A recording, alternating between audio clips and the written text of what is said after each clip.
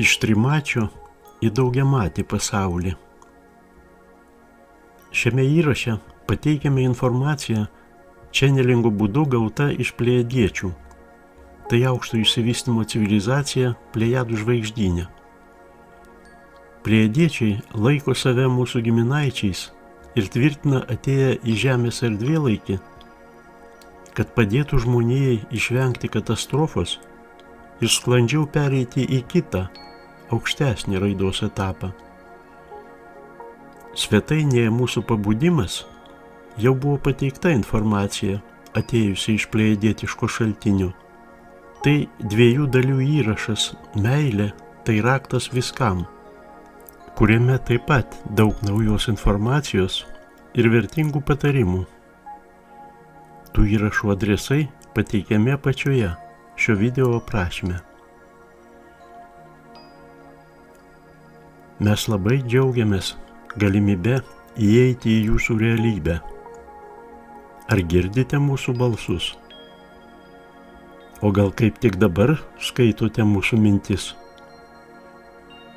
Kad ir kokiu būdu susitinkate su mumis, mums labai malonu, kad skiriate mums savo dėmesį. Mes plejadiečiai, bent taip mes save vadiname. Mes tai energijų sankaupos, sąmoningos gyvybės formos. Savo namais mes laikome nedidelę žvaigždžių sankaupą danguje, kurią jūs vadinate Plejadų žvaigždynu. Ši dangaus vieta minima, gerbiama, laikoma svarbia daugelėje pasaulio kultūrų. Kai kurie iš jūsų jau yra keliavę ten arba lankėtės ten savo sapnuose. Daugelis pirmykščių Žemės genčių skelbia apie savo giminystę su Plejadais. Kitos su Sirijumi ar kitomis žvaigždžių sistemomis. Juk mes toli gražu ne vieninteliai veikiantis asmenys jūsų, tai yra Žemės istorijoje. Mes, plejadiečiai, pagal kūno formą esame panašus į jūs. Dabar, kai kas Žemėje laiko mus artimais reptiloidams arba mano, kad mūsų oda žydros spalvos, arba kad mes galime keisti savo formas. O kaip yra iš tikrųjų, galite paklausti jūs. Mūsų namai iš tikrųjų yra už jūsų pasaulio ribų, bet nepaisant to, mes esame ir jūsų pasaulio dalis, jūsų giminaičiai. Todėl jaučiame pareigą pasidalinti su jumis tikrais giminaičiais, savo žiniomis ir pažiūromis. Žvelgdami į jūsų pasaulį, mes galime regėti jūsų istoriją kaip tęstinį dienoraštį. Atversti bet kurį to dienoraščio puslapį, sutelkti savo dėmesį į bet kurį žodį ar raidę ir detaliai ją išnagrinėti. Tai nėra labai lengvas dalykas. Suprantate? Yra būtybių, kurios specialiai medžioja tokius laiko taškus ir radusios įeina į juos. Jos atlieka šuolius laike, vykdydamos tam tikras profesinės užduotis arba tiesiog iš smalsumo. Tos būtybės siekia pažinti jūsų pasaulį 20 amžiaus pabaigos, 21 amžiaus pradžios laikotarpį. Šiuo metu į jūsų pasaulį sklinda intensyvios naujų energijų bangos, kurių jūs patys, deja, negalite pastebėti. Bet jūsų vidinis balsas sako, kad gyvenate kaip niekad absurdiškame pasaulyje, kur viskas apversta aukštyn kojomis. Dabar esate savo civilizacijos griūties taške. Štai kodėl mes, jūsų giminaičiai, daugiamatės būtybės, dabar esame čia, šalia jūsų. Mes norime pasidalinti mintimis apie tai, kas vyksta jūsų pasaulyje. Mes laikome save ir mokytojais, ir mokiniais. Ir kartu, žinoma, nusistovėjusių pamatų griovėjais.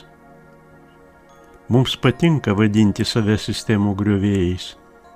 Mes priklausome tai pačiai šviesos šeimai, o jūs, kurie klausote šių žodžių, irgi jai priklausote.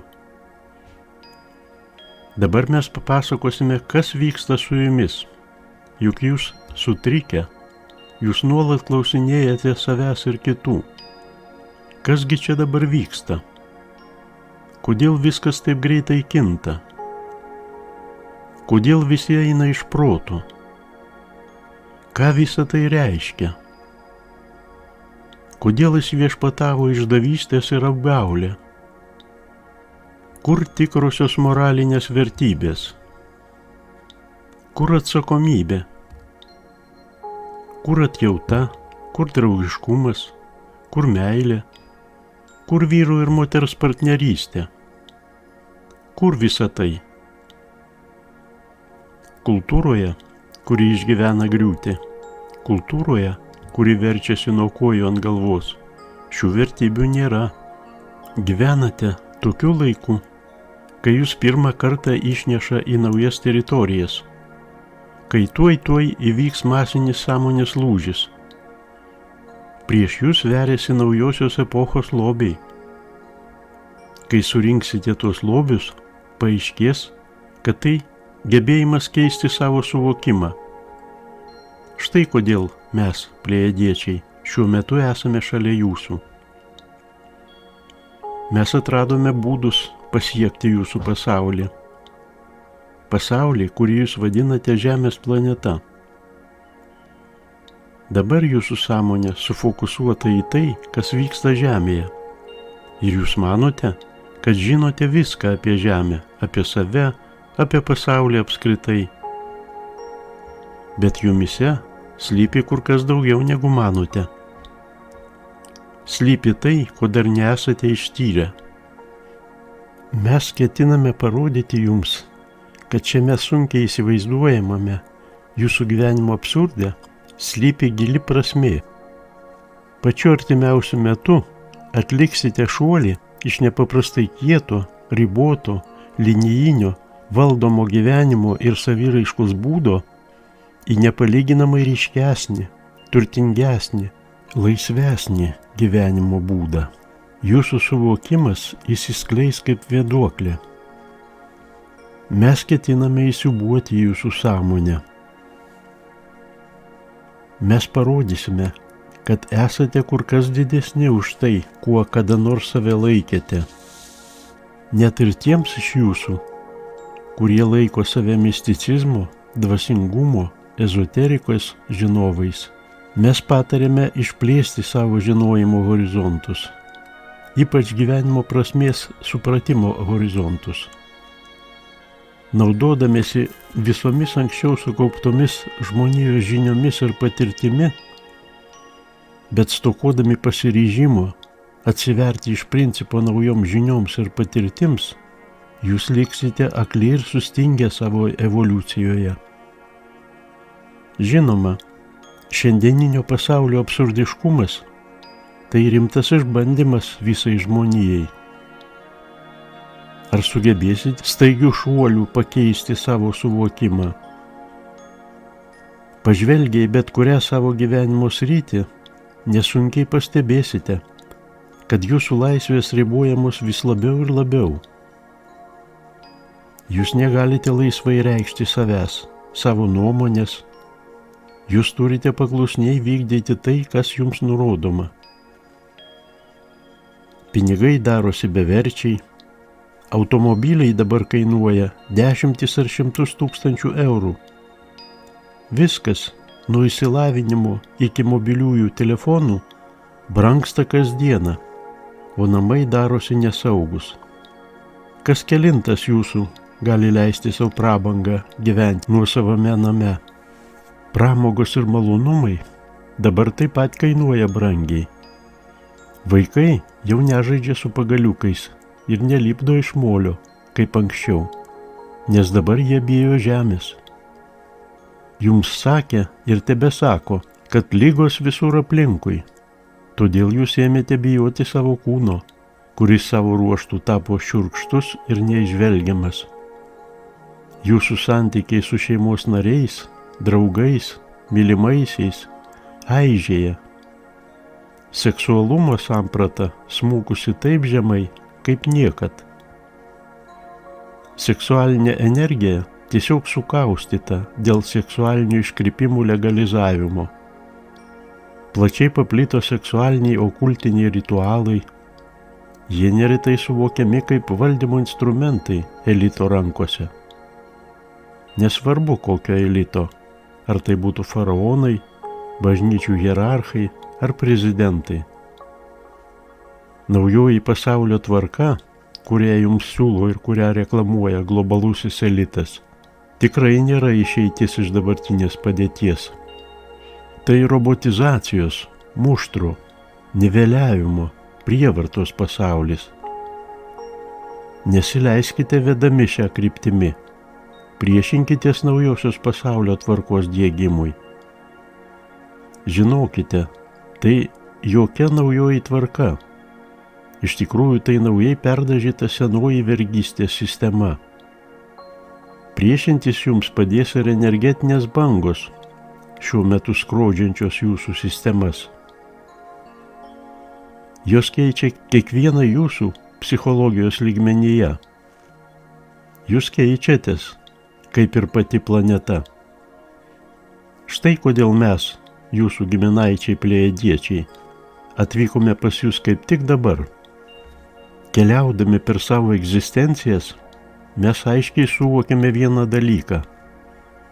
Tikrovė egzistuoja kaip veidrodis, kaip mūsų pačių atspindys.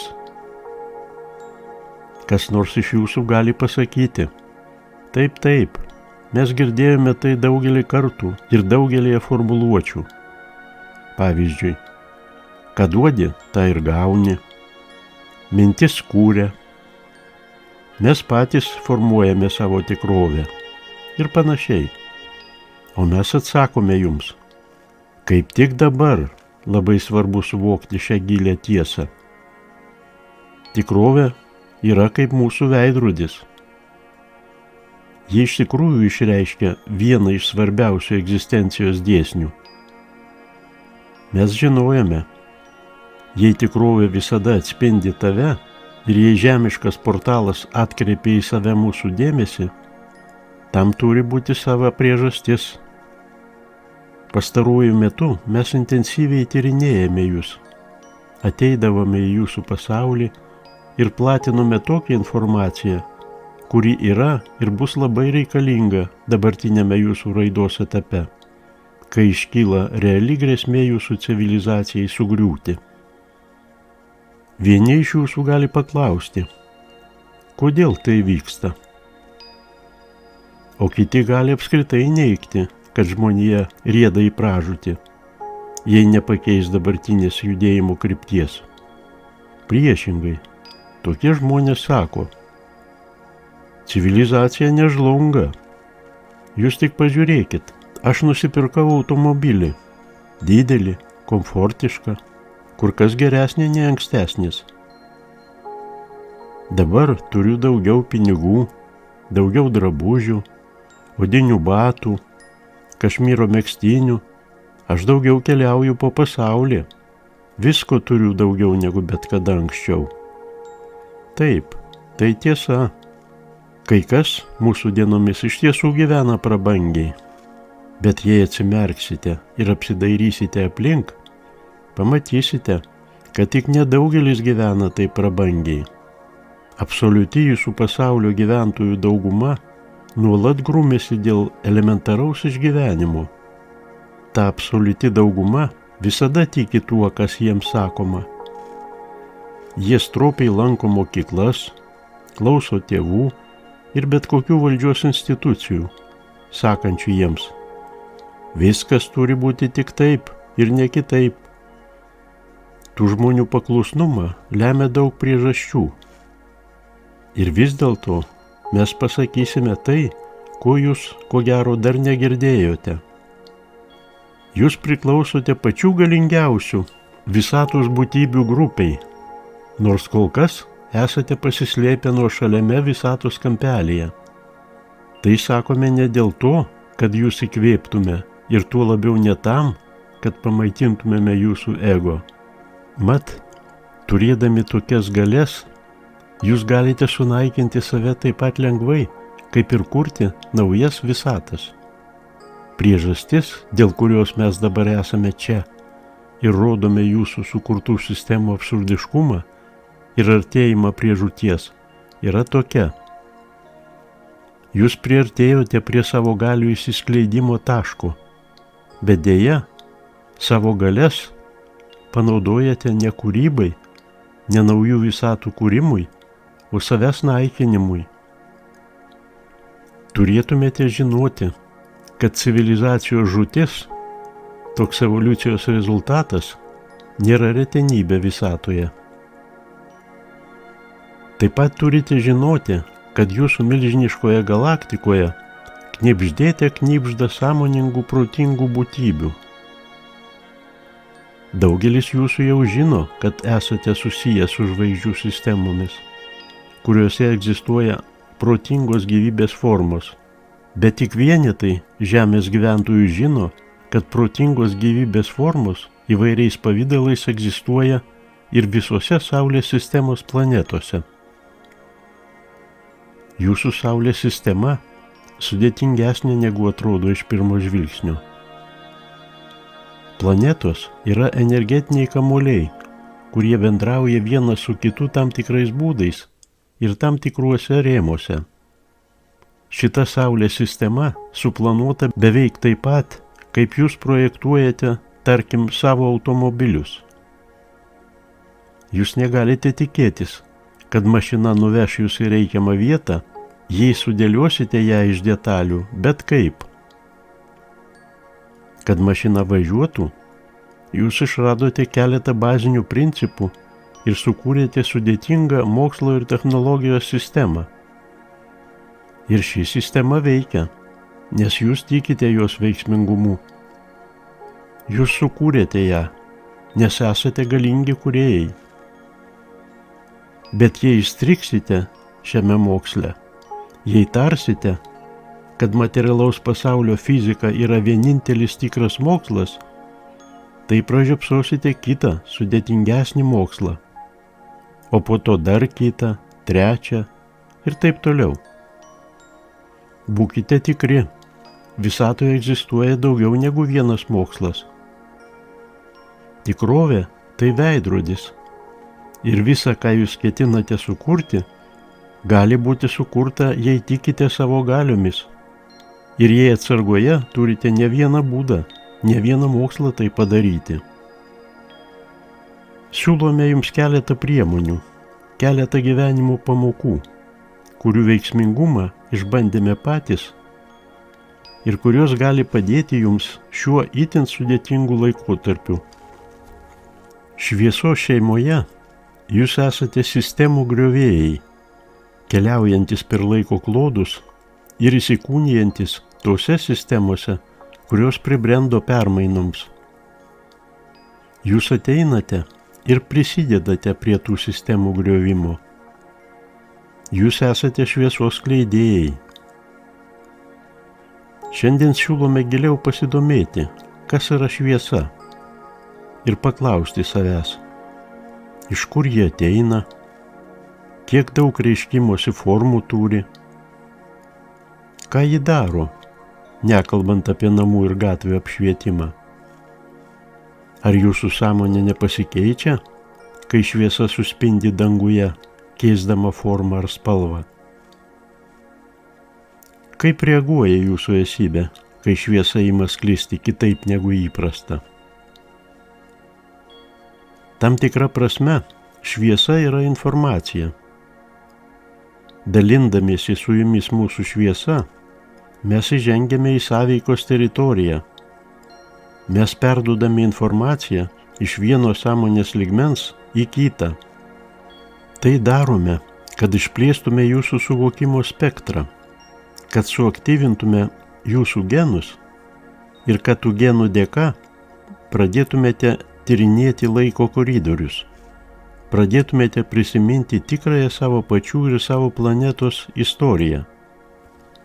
Jūs mokė, kad pirmykščiai žmonės išliaužė iš urvų arba buvo išguiti iš rojaus sodo ir po to lėtai, keletą tūkstančių metų evoliucionavo, grūmėsi su ledynmečių iššūkiais, išradinėjo ratą ir kitas techninės priemonės, kol tapo tokiais, kokie yra šiandien. Viskas buvo visiškai kitaip. Jūsų kilmės siūlas veda į žvaigždes.